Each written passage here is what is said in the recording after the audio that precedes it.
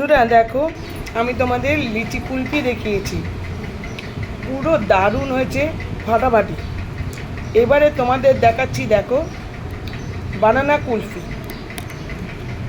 ভেতর থেকে কিন্তু শ্বাস বার করিনি, যেরকম মানে লিচির বা ম্যাঙ্গোর শ্বাস আটিটা বার করে নিয়েছিলাম, লিচিরও বীজটা বার করে নিয়েছিলাম, কিন্তু বানানার কিন্তু সেটা বার করিনি। এর মধ্যে মাঝখানটা কেটে দেখতেই পাচ্ছ, তার মধ্যে আমার যে ওই কুলফির যে কুলফি করার যে জিনিসটা, দুধ বড় ঘন ক্ষীরের মতো, বাদাম টাদাম দেওয়া ঘন ক্ষীরের মতো, সেইটা কিন্তু দেখে মনে হচ্ছে পাতলা, পাতলা না কিন্তু অনেক ভারী, অনেক ঘন। সেটাকে দিয়ে আমি প্রসেসিং করছি।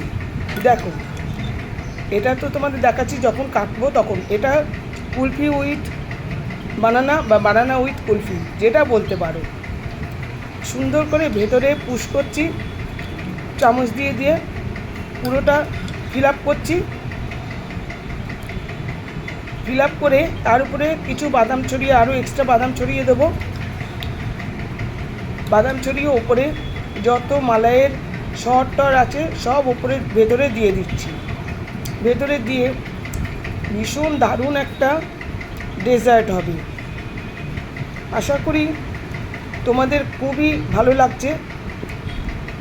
ভালো লাগলে তোমরা বাড়িতে করবে, খুব সহজ পদ্ধতি, এমন কিছু না। আমার কাছে বাদাম, আমন্ড বাদাম আর কাজু বাদাম ভাঙা করে রেখে দিয়েছি, সেগুলো দিয়ে দিচ্ছি, দিয়ে সুন্দর করে গার্নিশিং করছি। তোমরা অবশ্যই চেষ্টা করবে। আশা করি তোমাদের ভালো লেগেছে। ভালো লাগলে লাইক, শেয়ার, কমেন্ট করবে।